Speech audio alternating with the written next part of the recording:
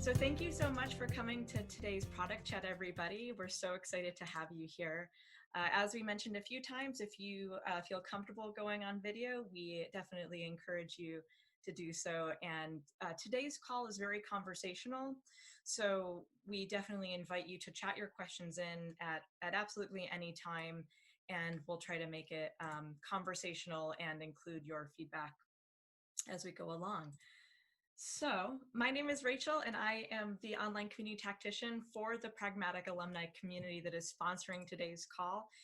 We call it the PAC for short, and this style of dynamic conversation that we're taking part in today is actually what the PAC buys and sells in. So we are a community of impassioned product professionals who are in product practitioners who share ideas, thoughts, and best practices with each other. So the community actually opens this Thursday, and I just dropped in a link for everybody if you want to find out more about what we've got going on in there. But we're, again, so happy to have you on today's call, and I am going to toss it over to Eddie, who will introduce our speaker today and get our conversation started. Thank you so much, Rachel. My name is Eddie Gordon. I am the courseware designer at Pragmatic Institute, and today's co-host with Rachel. Our very special guest today, Hilary Boucher, currently is the community manager at Ultimate Software. She's also the director of networks for the Community Roundtable Network, where the community members there include the top talent in the community management industry. So she's the community manager for community managers. Who guards the guards, right? She does. That's the answer. Today's topic we have entitled Masterclass in Leading a Remote Team. And the point of the discussion today will be to discuss tips for going beyond adapting to remote teamwork and truly thriving as a remote team leader, which is going to be invaluable, I think, today. A reminder to turn your cameras on if you're comfortable with that. Also, if you have questions as we go along, feel free to post them in the chat, and I'll keep one eye over there so that we can pull them into the conversation with Hilary. But with that, Hilary, introduce yourself and make us smarter. Hi, everyone. Thank you for having me. I'm super thrilled to be here.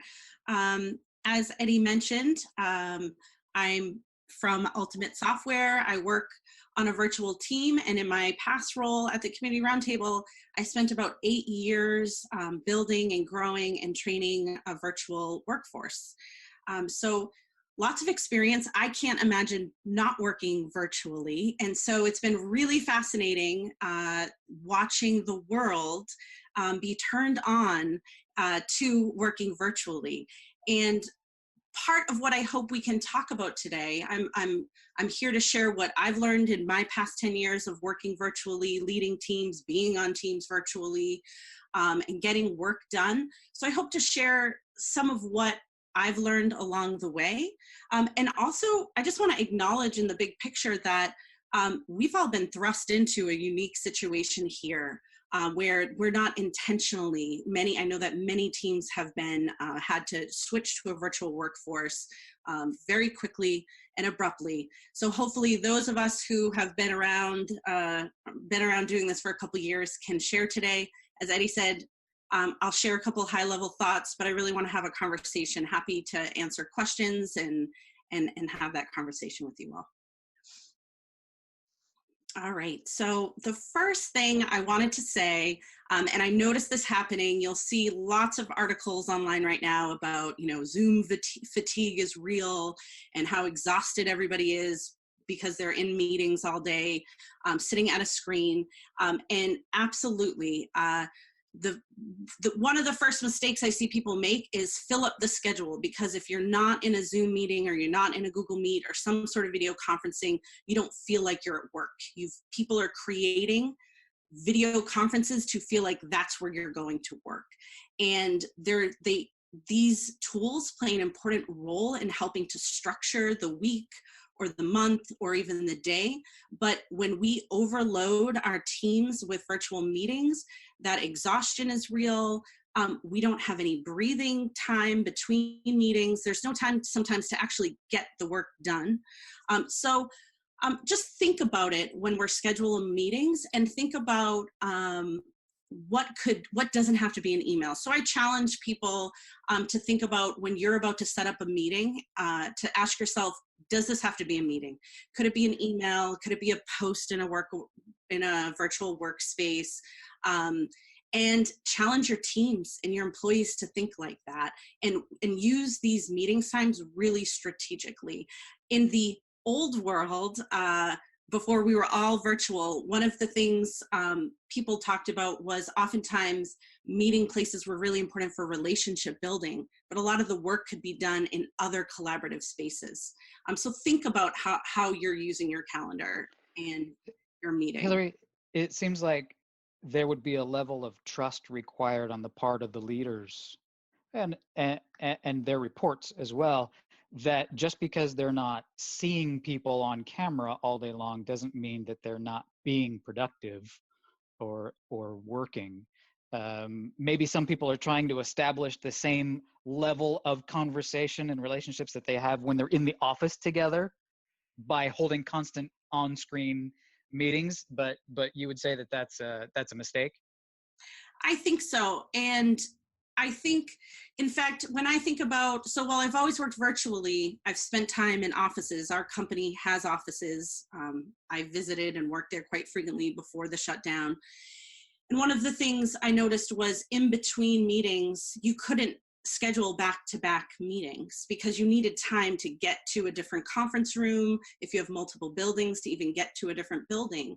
So there was this built-in space around meetings, and there were buffers of prepare for meetings. So you have to think about that virtually as well. You got to give people some breathing room.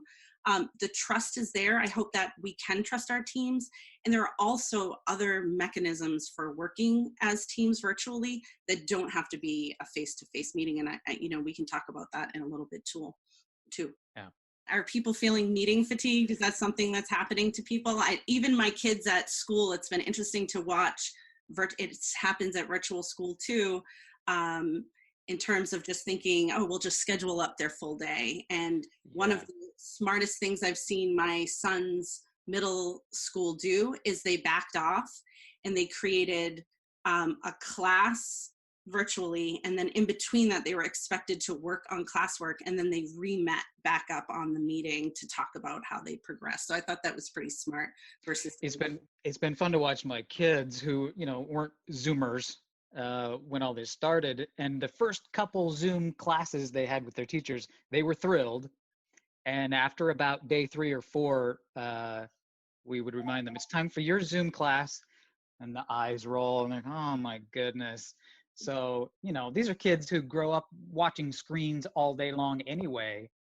And the effect on them was just as obvious as it is on myself and my coworkers, who look at our calendars in the morning and say, oh, great, 7 Zoom meetings in the first half the day.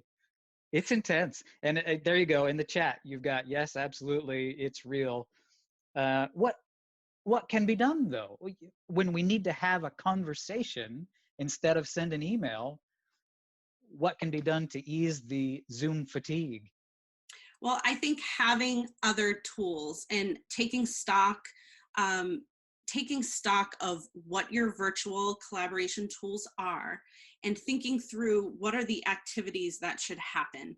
And I've seen professionals who are tasked with the governance of social collaboration. I'm sure you all, like most organizations right now, every tool has a social aspect to it right now. So there can be a bit of fatigue there of where do you do what work. So as a leader, taking the time or having someone on your team map out, and I've done this with teams, my team that I'm on right now has done this, to say, where do we do what work? And as a team agree what goes where can help people, your team, decide where that work happens. And these video meetings are just one type of communication tool. I just wanted to point out, we had a message from Andrea in the chat that is a good reminder for us all that there very well could be people on this call right now who, unfortunately, because of the circumstances today, don't have the job, which and our heart is breaking and aching for you. Networking prayers going your way, Andrea, and anybody else who's in that situation right now. Hopefully what we're talking about today will be useful to you when that next right opportunity comes along, which I'm sure it will soon for you.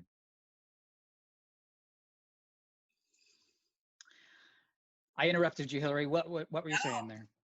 I think it's a good time to flip to best practice number 2 is to think about what your synchronous daily, weekly milestones are. So I was joking around. I feel like my first point of don't overbook. And then I was thinking, well, what's next? Well, you need something on your calendar to set those milestones. So I think about it a little bit like the 3 bears. You don't want, too much. You don't want too few. You got to find that right spot. And I have worked on teams where virtually it felt very isolating because there wasn't a lot of touch points. Maybe you had one weekly team meeting, but you hadn't mapped out where works happen. There weren't milestones set. There weren't places to celebrate together or to just have light conversation.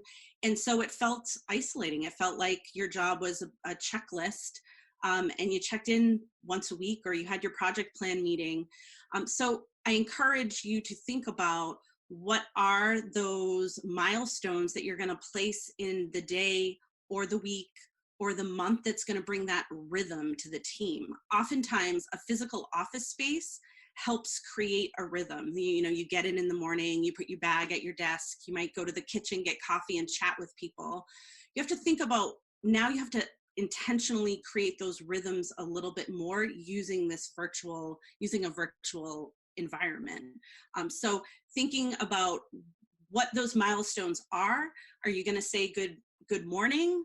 Are you going to celebrate birthdays? Are you going to celebrate as a team when certain project milestones are met? Like what do those milestones look like? And when do you gather to acknowledge or celebrate them? And you can't do everything, and every team will be different. So it's really about deciding what they will be for your team and creating those rhythms and traditions. What about on the individual level as well? I've heard recommendations to, dress for work, or at least put shoes and pants on, things like that help you get into the work mindset. Is there something to be said for that? Does that benefit the team as a whole if the individuals are in a work rhythm at home? So I've had different experiences with this. In the big picture, I've realized I live in the Northeast, so we have really long, hard winters. And when I'm working virtually and it's winter, I can go days and not have left my house, and it can get really cozy with sweatpants. And isn't this great? I can sit on my couch with my laptop. That isn't always great for mental health. And there are some intentional things you can do. And I do think some of that advice can be really good, and it's worked for me. And sometimes if I'm feeling non-productive or a little lost at sea because I'm stuck at home too much, doing things like dressing for work, putting on earrings, whatever for you feels like what you would do to go to the office can be a trigger for you. So I think that's good. I also think I hear lots of people who absolutely love that they can work in sweatpants and put on a blouse on the top and feel professional. So that might not work for everyone, but for many people, I know it's true, and I know it's been true for myself. Good, yeah. It's a great point. I think too, finding a starting point. I generally start my day and end my day at the same time, and try to create my work day. And I think over the years, when working from home wasn't so common, I would have people say, I could never do it. I would get distracted by laundry and pets and whatever. And I would think, well, if I did my laundry all day, I wouldn't have a job anymore. Just because I'm not in an office doesn't mean I don't have deadlines. I don't have projects that are due. I don't have things that have to do. So I do think carving out a time, sometimes carving out a specific space and using those triggers to say, this is work. And as a leader, if you're leading a team, marking the beginning and the end of the day can help that team fall into the rhythm as well. That is a fantastic point. I've noticed, and I didn't work from home much before all of this started, and I absolutely noticed that while I do tend to start at the same time every day, my end time is very squishy. I'll look up from my desk and realize that I'm 3 hours over what should have been quitting time because there was no marker, there was no signal, there was no, hey guys, what are you still doing here? It's late, you know? And so it was very easy. I was in the middle of a project. I just kept going, which can't be healthy if you do that forever, right? Right, right. And as we know from leaders in person, right? Everybody follows the triggers of what a leader is. So a leader really sets the tone for what the social norms are. And Rachel, I know you're running the slides. It actually delivers us right to the next best practice, which is being intentional about recreating those social norms. And I think I touched on this a little bit earlier, but when thinking about what are the social norms in your in-person environment and how are you going to recreate, how are you going to map that to a virtual environment? And, you know, as Eddie said, yes, I've been working virtually for 10 years, but I've also been working with virtual online communities. So one of the things we do is community managers map out digital experiences for people. And what's really cool over the years is learning that there's a lot to be learned from people who design physical spaces. And I've taken classes for online virtual community managers from city planners to say, this is what we think about when we're designing a city. What are the healthy behaviors that we want people to take? And how do we design a park or a neighborhood or a downtown to encourage those behaviors that we want? Whether it's shopping locally or walking more or for health benefits, whatever those are. So when we're designing virtual spaces, we think about those same things, is how do we map those in-person norms that exist? So to our point, right, saying good morning, saying good afternoon, I'm taking off for the day, letting people know when you're running to the doctor's office, not because it's Big Brother, but because that's what would be happening. That's how you build relationships. You find out your desk mate, you know, is going to take off early because she has a dentist appointment. The next day you ask her, oh, did you have cavities? You start, you know, building that relationship. You don't want to lose those things with the virtual environment because that's when isolation sets in. So thinking about where are people going to do those things? Where do those water cooler chats happen? And then also think about what are the behaviors we want, and how are we going to encourage that to happen? Do we want people to let the team know when they've wrapped up a project and are moving on to different work? What do we want collaboration to look like? So thinking through, like having a brainstorm session where you actually map out and imagine, like, I'm going to walk through my day, through my week in the office, and then mapping that to what it will look like virtually can start to help adapt and keep the team healthy and thriving. So is it that we want to try and mimic as closely as possible the rhythms of office life while we're all working virtually? Is that the goal, or is there no value in this new structure that we have? That's a really big question. I wouldn't say you are trying to mimic. I would say that you're trying to identify what are the important social norms that are the glue to healthy, trustful relationships and positive work outputs. What are those, and make sure that those are included in your virtual spaces and your virtual weeks and rhythms.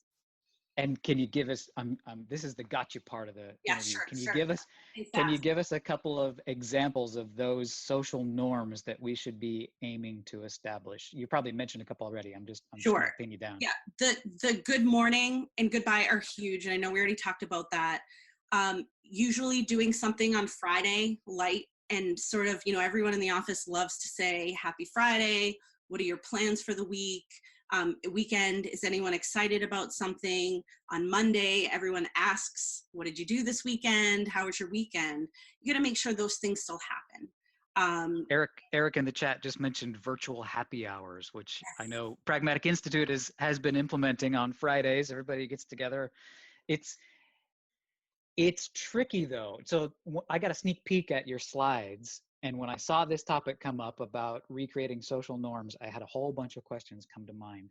And one of the big ones was around how virtual conversations like this are kind of distorted from a normal real life conversation.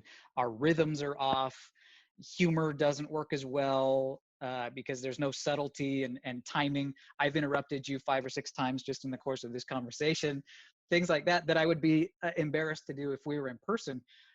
How do we make conversation work better in this virtual chat room style? And especially in regards to some of the more touchy conversations we might want to have, like what if we're having conversations regarding disciplinary actions on our teams, or you're just inquiring about a personal item because you want to reach out, and yet it comes across so clunky in this virtual format. How do we compensate for that?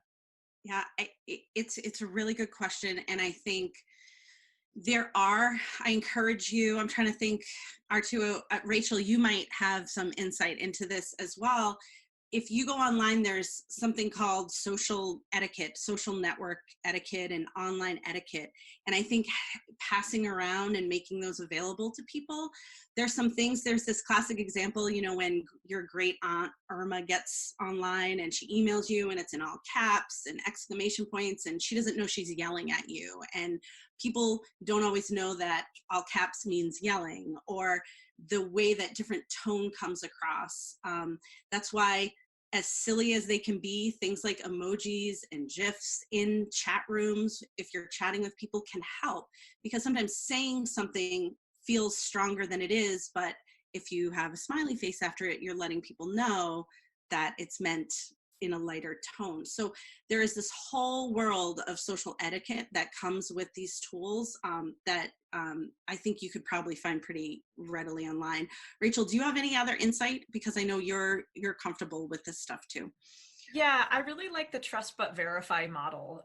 So I have been a big fan of one-on-one calls with people, especially if, I feel like a message I might have said may have been misconstrued, and I don't want to have a huge, Slack log of me backpedaling from a request or an ask.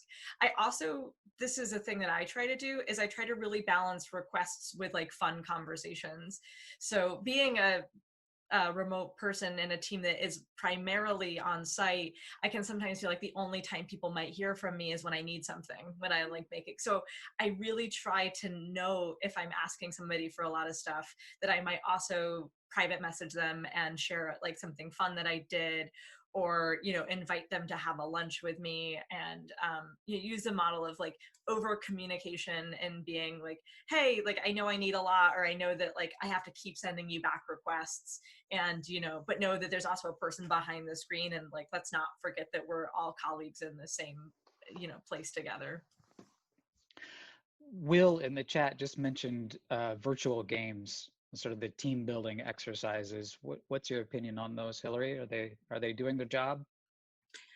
I think anything that helps build relationships is going to help your team feel less isolated right now, and that's a big risk, especially now. Everyone's overstressed. Lots of people have kids at home full time, stressed out from virtual schooling.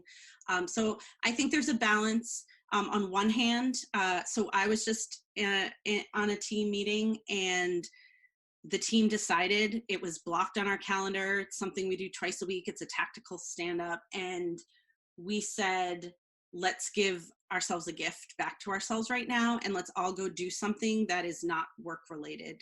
Just knowing that we're in a stressful environment. So there's a time where I think doing a game could be a great building experience.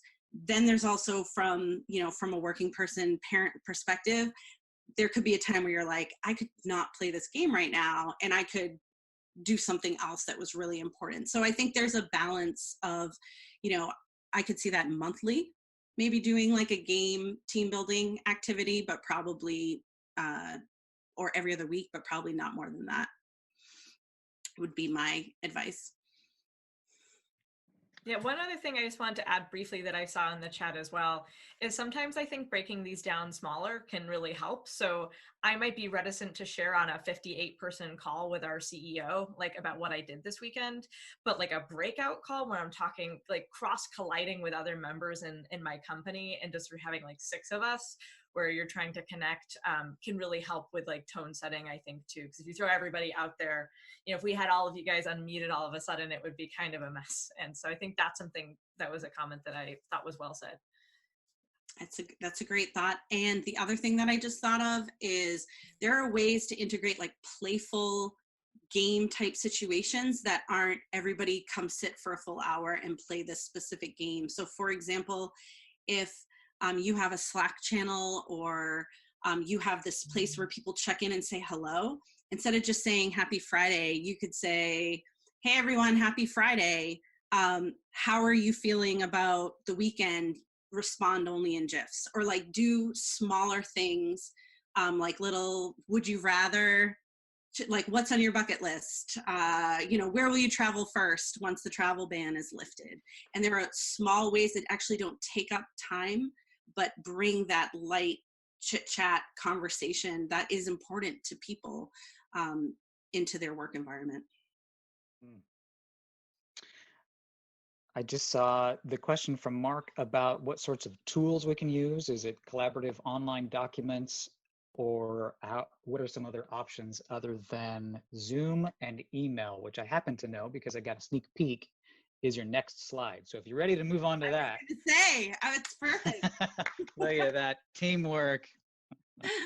So to build on these points, at first I was like, you could send an email, but really, do we want more email? And I joked a couple weeks ago when my kids were starting virtual schooling, I had to take PTO to just go through their Chromebooks, help them manage their inboxes. And I thought to myself, wow, this virtual schooling is really prepping kids for corporate life because they're they're overscheduled, and the inbox can just be people's nightmare. And I think I'm thinking about, again, this goes back to that exercise of mapping what are the social tools that you can use to do what. And there are so many social capabilities, it's almost can be paralyzing. And so being intentional about what tools you're using and why and when can really help with productivity and efficiency of your team. And it helps take the guesswork.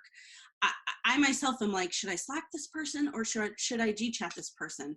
When there's a little bit of structure, and you create, you know, a little chart and people can have it on their desk of like, okay, I have a question. Is it appropriate for the team? Would others benefit by knowing the answer to this question? Okay, this shouldn't be in an email. This should be in a team space where other people could benefit from the answer to this question and get that knowledge out of a silo. So think about virtual workspaces for tools. So Zoom, that's video conferencing tools. I would think about, where does your team consider its virtual office space? So we use Slack right now. Slack is very popular with people as like a daily. It's really easy to say good morning. It's really easy for quick questions and sort of working out loud and project updates. There's Microsoft Teams, which I'm not as familiar with, but I hear more and more people talking about it and using it. In the past, people were using a tool like Jive. So there are these social collaboration environments. Your company might have a homegrown enterprise collaboration software. So you're looking for something that helps bring teams and the organization together in a communication channel where you can start hosting these, you know, good morning, what's everybody working on today? And touching base like that and letting people work. So there's a lot of tools out there. Yammer used to be one, but I think now people are using Microsoft Teams. I'm trying to think. We use Google Suites, so the G-Chat people use and create Google groups with the chat. I don't know. I'd be curious in the chat what tools other people are using. I'm seeing some Slack in there, some Jira, there's Teams. It looks like we've got a good smattering of all the different varieties of collaboration tools. Do you have any tips for us about organization within those tools, specifically like channel organization? Do you just set it up as a one-on-one chat with every member of the team, or should there be subgroups or groups, or how in the world do you keep structure and order to that so you can find things if you need it? Well, I recommend thinking about a little bit of structure. I know it's not always possible. Sometimes people just turn on a tool and start using it. Um, from in the online community management space, we always say, social tools aren't, you turn it on and it fixes all your problems. It actually takes some strategy and some management of that tool. And so it could be you as a team lead. You could have two people or a person on your team say, this is what I want you to manage and keep track of and think of. But think about, what are you going to be doing with that tool? Where are certain types of updates going to be? And then someone has to monitor and help correct, especially once you work on bigger teams or bigger organizations. The bigger it is, the more you're going to have to manage that, so that if someone makes a mistake and posts, a project update in the team happy hour chat, and you're like, no one's going to see it, it's encouraging the wrong behavior. We want to make sure all these project updates are in the right channel so that we can review and have a record of it. It's someone's job to say, hey, it goes over there. So there's a little bit of governance involved to be really effective with tools, but I wouldn't let that stop you from using a tool. I would just encourage, for those of you who already have those tools and are using them, to think about, what's the purpose of this channel? Who's going to be managing it? Who's going to be that person who triggers those routines and those rhythms and those social norm posts that we talked about? Who's the person who announces every month whose birthday it is? And have people have some of those responsibilities to keep those spaces healthy and thriving and engaging, because there's some risks that come from just thinking the tool is going to solve your problem, and that the social tool doesn't need some management to it.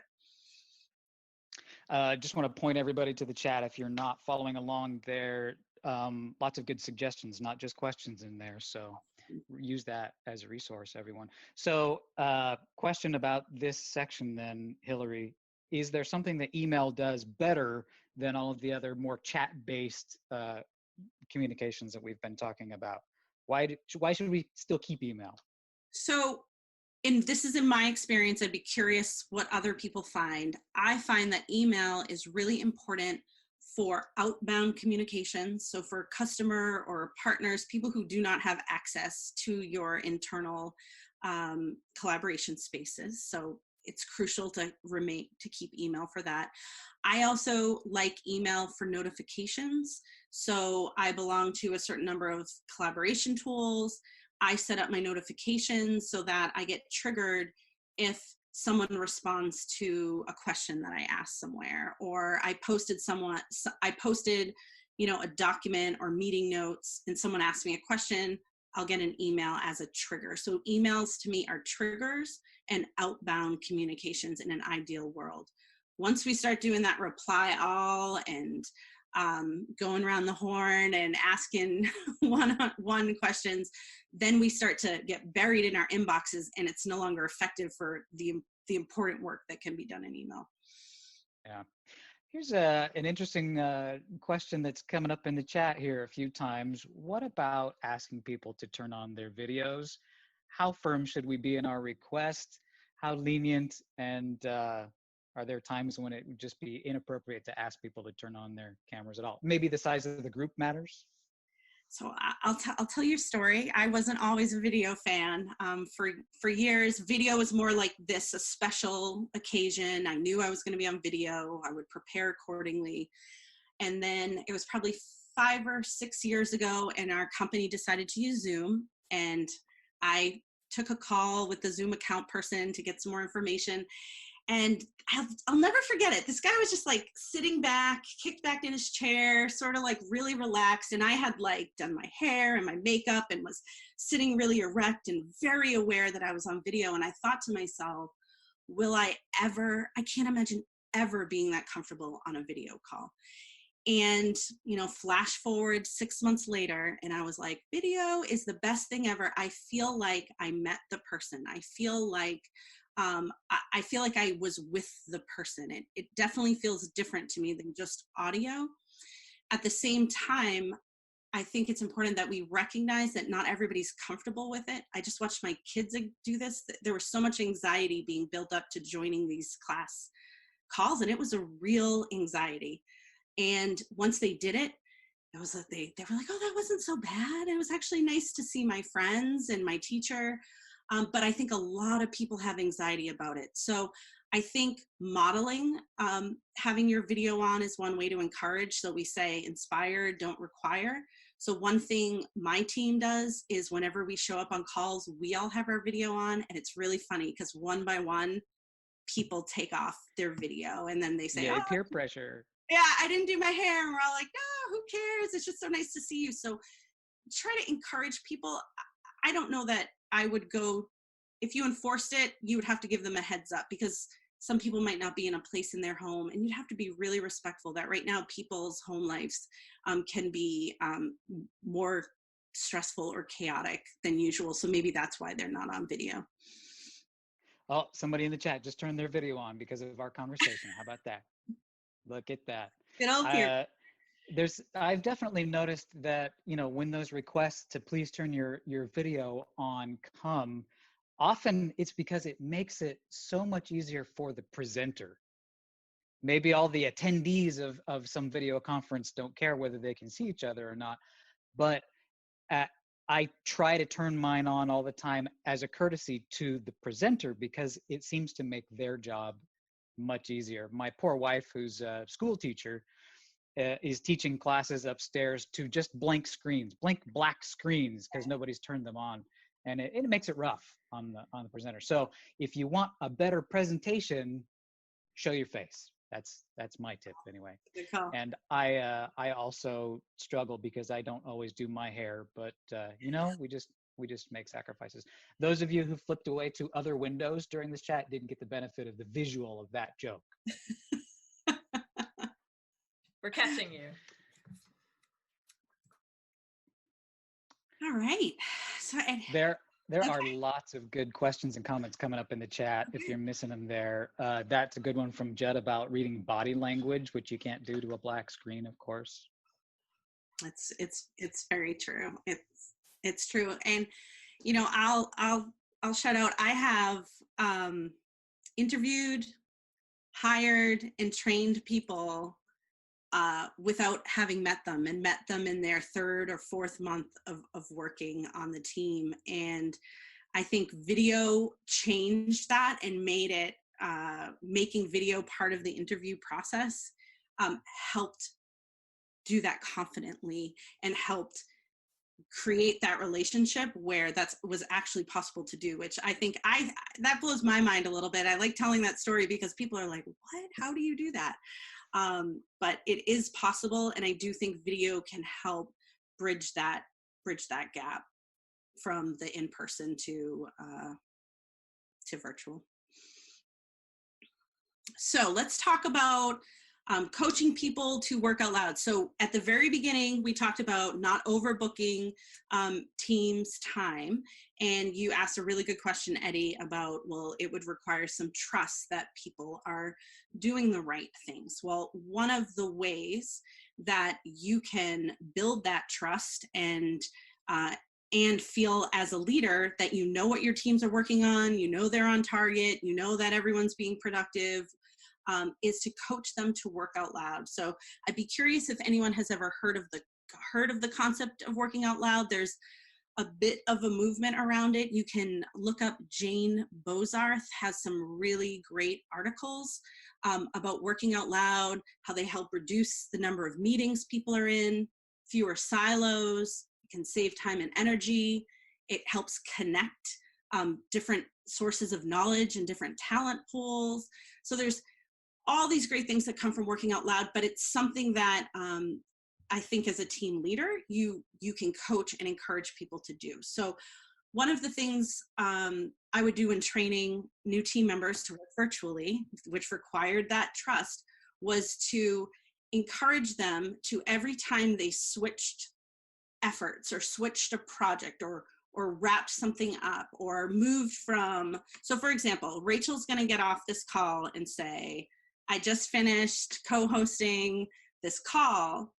I would encourage her, if she was on my team, to go make an update in a team space that said, oh, just wrapped up this team meeting, maybe add a, this is how it went. Now I'm going to go grab some food, stretch my legs, and this afternoon I'm going to work on X, Y, and Z. And so having people check in throughout the day in a virtual space at when they're either wrapping up a project or just switching their attention to where they're working, it opens up opportunities for collaboration, because other people can say, oh, I just was working on that, and you might not know, but I uploaded a document that could be helpful to you. So it opens up opportunities for collaborate. It lets other teammates and team leads know what people are working on and maybe redirect people if there needs to be another priority that is more important.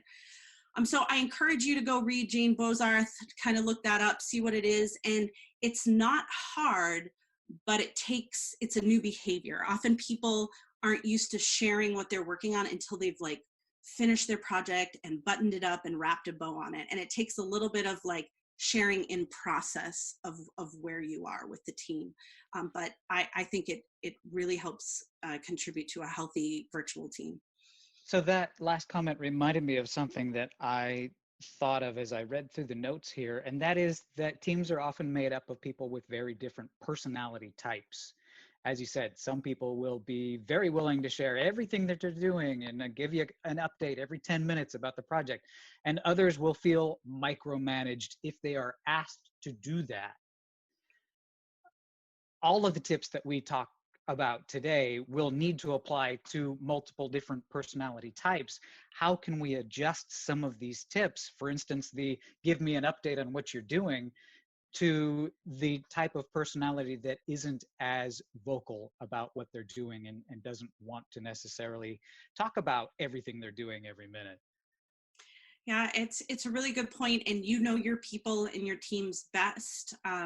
And I think those natural personalities come out in the social environment, just like they would in an in-person meeting where there might be someone who talks, 40% more than the other people in the meeting. And that will happen in a virtual chat team space as well.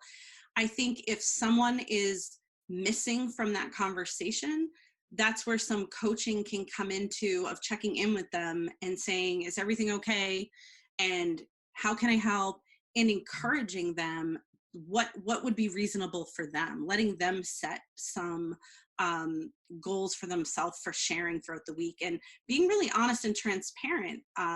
This is new, this is different. I can't check in and see that you're busy in your office. So, I just want to make sure. And if you came in once a day, 2-3 times a week, and just said, hey, this is what I'm working on, or this is what I'm excited about. I've seen team leads switch it from an update, like I did this and feeling micromanaged, to what's something that you're working on this week that you're excited about, or you could flip it and say, what's something you're working on that you're challenged by? And again, that can be something that you as a team lead posts and people respond to.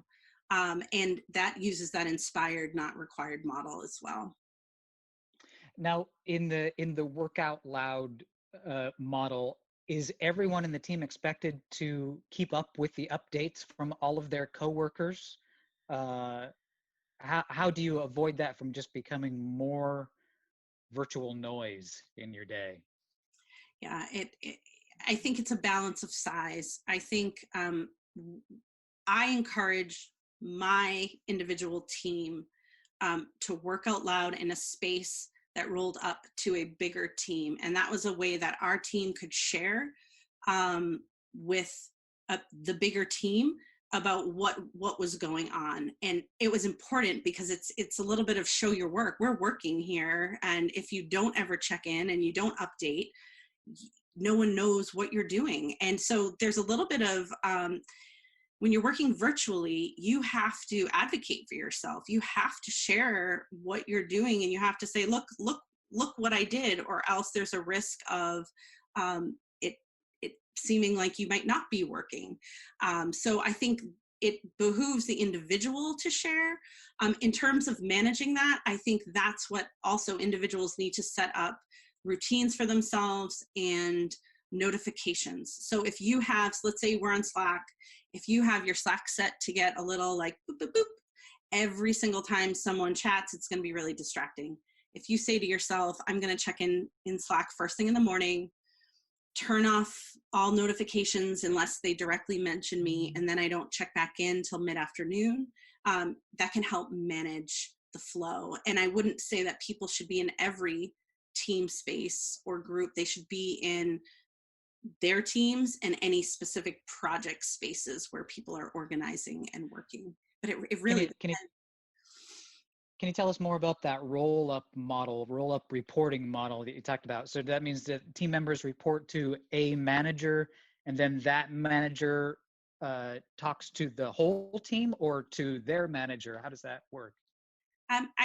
Companies are so different, and depending on where I've worked, there have been different models. I know that when I led a team, I focused on what our team had to do to stay in touch and to stay on top of our deadlines. And then I was responsible as the team lead for reporting up, but also I was encouraging my team members to share in a broader team channel so that they could get credit for their work, so that they could get feedback from other folks and help them integrate into other teams, so that they weren't sitting on a silo in my team. They were having opportunities to collaborate with other teams as well. Fantastic. Yeah, Hillary, that actually got to a question that was about cross collaboration between large teams. And coming from an organization that really did quite a good job evangelizing work out loud, I can testify to it being a challenge to get used to. But then once you do, it becomes so normalized so quickly. And it's really healthy to be able to look back, even for me, and say 6 months ago, what was I working on? And I think the model is really flexible. Our community team will do a workout loud maybe once a week to say, this is our goals for the week, and we'll check them off as we do them. And it's just as much for our self-accountability to say, this is what we have slated, as much as it is for the team to be able to come in and just, if you don't know about community, you might get an idea by seeing that list of 10 tasks that, like, oh, those are the tasks associated with this part of our work. And it'd be great if other team members had that same thing, because I'm not in sales. And so I could see what sales does and then sort of understand and self-select if I wanted to either read that or have it be part of the noise of Slack that I'm not in. So, right. That's a great point. Yeah. And Eddie, to your point too, as I think about it, I think this really ties into the importance of having a purpose for every space that is stood up. And we're saying space loosely because there's all these different tools and there's all these different ways of doing this. But if it has a purpose, so one space could be for an individual team to communicate on a daily and weekly basis.